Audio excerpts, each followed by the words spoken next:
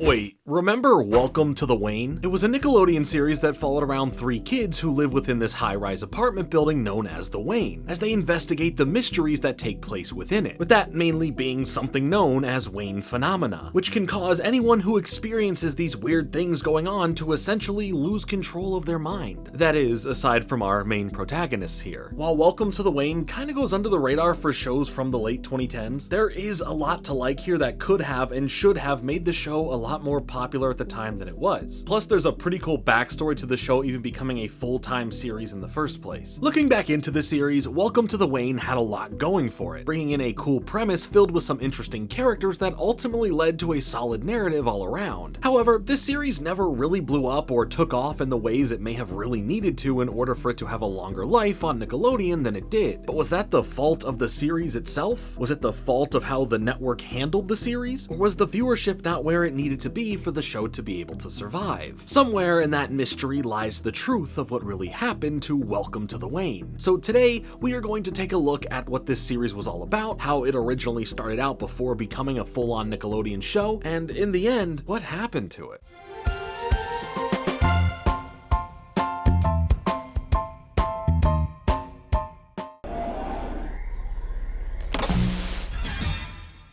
For the series, we end up following the character of Antsy, a kid who moves into the apartment building known as the Wayne with his family as he ends up meeting and befriending Ollie and Saraline Timbers, a brother and sister who have lived within the building as they end up bringing him on board for what they call Team Timbers, which is just a name for their group that only consisted of them, at least for now, before Antsy came along, as they deal with all of the Wayne phenomena going on in the building that they are able to witness without it messing with them. On top of looking into these mysteries that involve stuff like the supernatural and just anything plain otherworldly, the residents of the building all have their own weirdness going on to them. Some just as funny background gags, some as full-on staple characters that play roles as their paths cross Team Timbers, or some that are at the heart of some of these mysteries, like this spy character for example. There's so much going on in the Wayne that the series doesn't end up becoming a show that you can flip on any random episode and fully understand everything that's going on, thanks to it being built on creating a continuing mysterious narrative that will always be leaving you with more questions by the end of each episode than anything. Which, in saying that, there's nothing wrong when a show favors telling a continuing story for you to engage with and follow along. But would a cartoon on Nickelodeon find success in favoring the continuing narrative over having the episodes be solely contained, while having the same type of concept? Welcome to the Wayne is coming up next.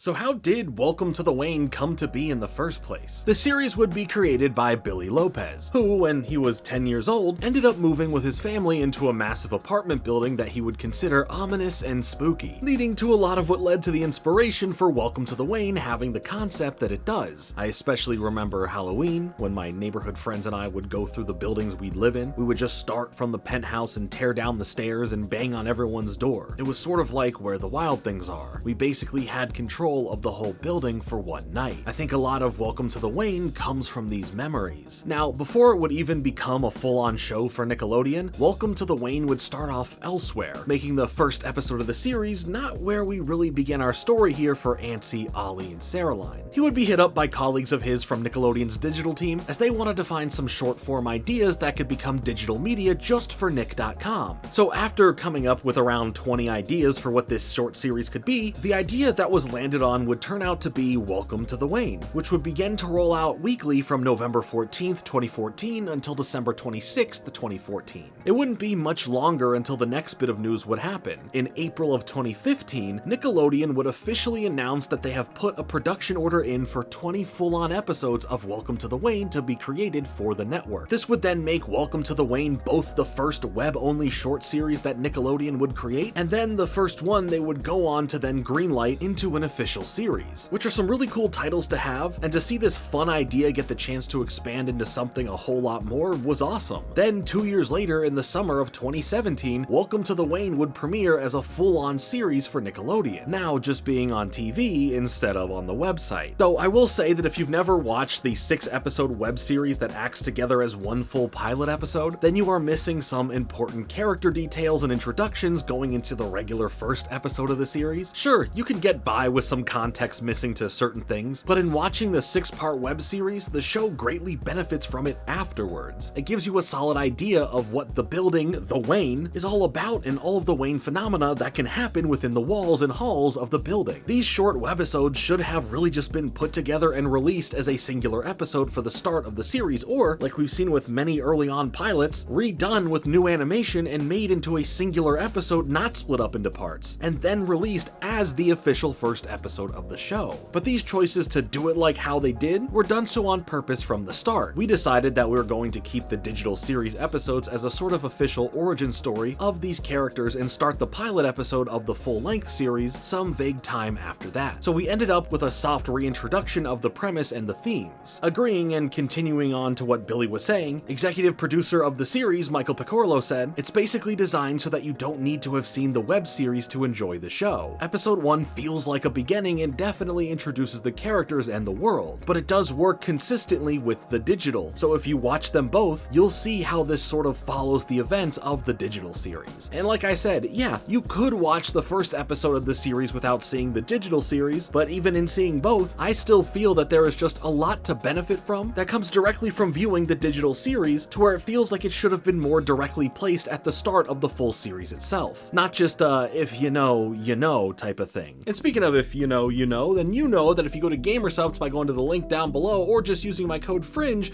you're gonna get 10% off anything you order, anytime you order. I mean that. Order today, 10% off. Order tomorrow, 10% off. Order in a week, 10% off. Don't say I never did nothing for you. By picking up some GamerSupps with my code, you're directly helping support the channel, so I really do appreciate it. Everyone who does use my code, thank you so much. If you've never tried GamerSupps before, head over to their website. You can actually get some free samples, free of charge, no credit card needed. All you have to do is put in my code FRINGE, and they'll ship them directly to you for you to try. That's it. Lots of awesome stuff always going on with GamerSupps, new flavors, merch drops, a lot of cool things always happening, so go ahead, check it out, link down below, and always use my code FRINGE for 10% off. Alright, let's head back to the Wayne. For who we follow in the series, with that being Ansi, Ollie, and Caroline, I do think that they are an interesting batch of characters, and I really like how Ansi specifically is portrayed in the series. Coming in as this outsider who has had these difficulties building friendships or feeling comfortable and having a sense of belonging somewhere because of his family moving around so much, getting a chance to now really start coming out of his shell and making friends with Ollie and Caroline in a way that makes every day exciting and crazy for what they get into. We see him at the start as this overly hygienic, always using hand sanitizer, pretty timid but book smart guy that gets to bounce off the personalities of Ollie and Caroline quite nicely, with Ollie filling in the more silly and easily distracted role, with him just looking for a fun time most of the time, while his sister Caroline ends up being the one who is the most serious about what's going on, being the one character who wants to get to the bottom of things more than anyone else, who is going to keep them all in line when they easily might be out of it. A lot of the mysteries do end up keeping you there and invested to see where everything for the most part leads, which is nice, but also having good characters that naturally bring in great and often funny dialogue elevate what could just be intriguing into something where you start to care for the overall package that the series is a whole lot more. Why is the Wayne this central hub for weird stuff to go on? Why does this activity spark up when Ansi arrives, and why does he seem directly involved? With each new piece to the puzzle you get, it can easily keep you wanting more from it. Why can these three be okay when dealing with Wayne phenomena, but for basically all of the other residents being around it for too long, it can cause their characters to go from slightly losing their sanity to then full on losing their mind to the point where the damage can't be undone. It's irreversible. I like a good show with a lot of mystery, a lot of questions that need to be answered, and when it comes to how the mysteries do build up, where certain things lead, I do feel it's pretty satisfying, and along the way, laughs were had, cool characters were met, mysterious villains are encountered and or dealt with, and the series makes good use of its 22-minute in episode runtime. There's nothing really too crazy here either that I'd feel could turn you away from the series. Either you like it or just feel it's fine or whatever. But maybe in the second season, which I'll speak about on shortly, I'd understand where there could be more of a disconnect from what the show offers and what you may enjoy. But with that all being said, said, Welcome to the Wayne had a weird time on the air as a full-on show, with things not going so smoothly, but I wouldn't say it was at the fault of the show itself, but rather the network kind of screwing the series over multiple times. Welcome to the Wayne is coming up next.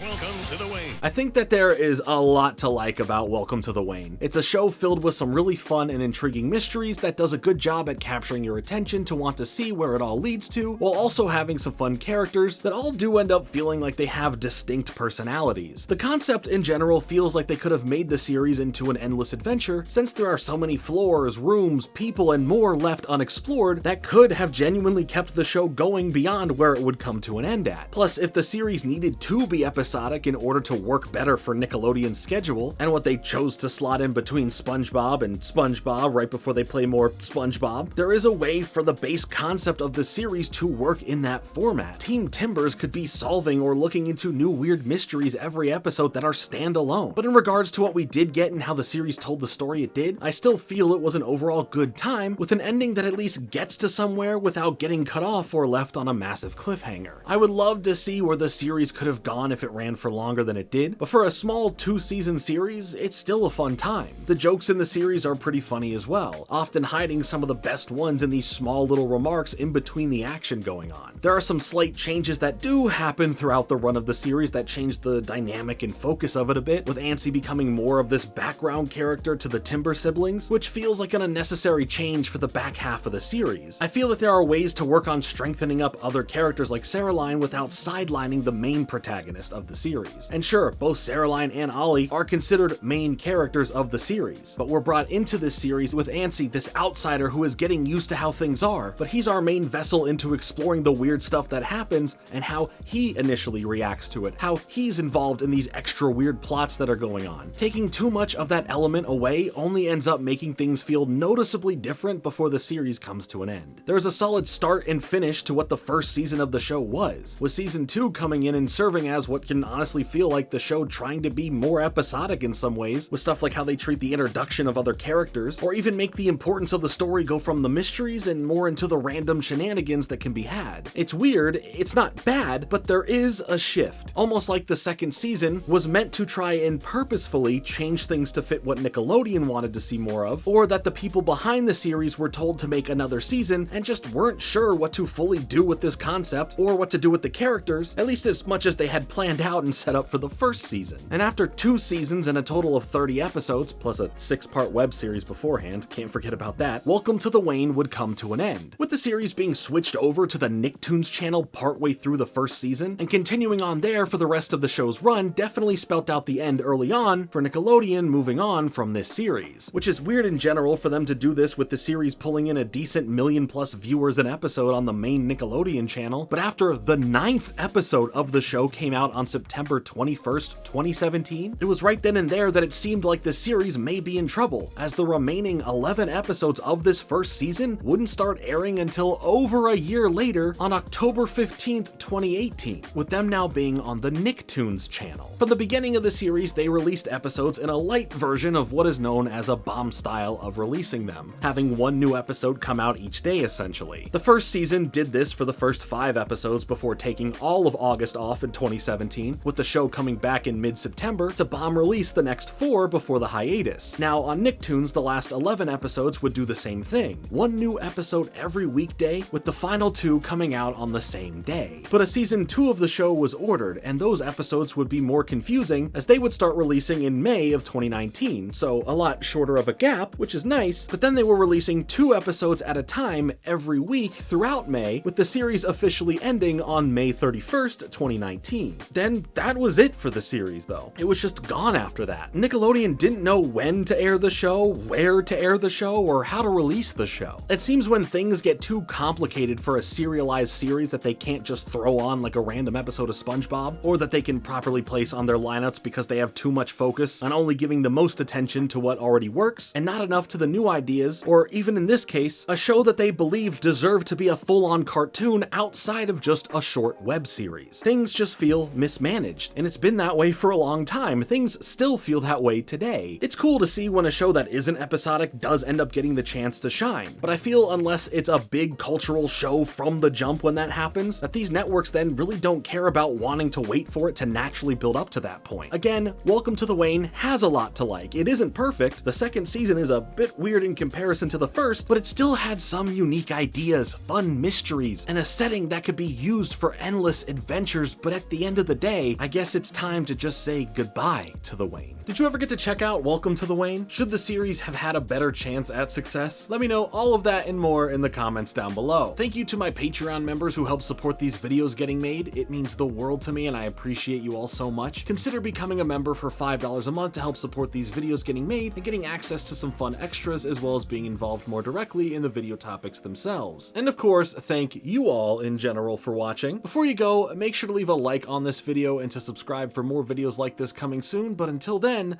I've been Jordan Fringe. Later.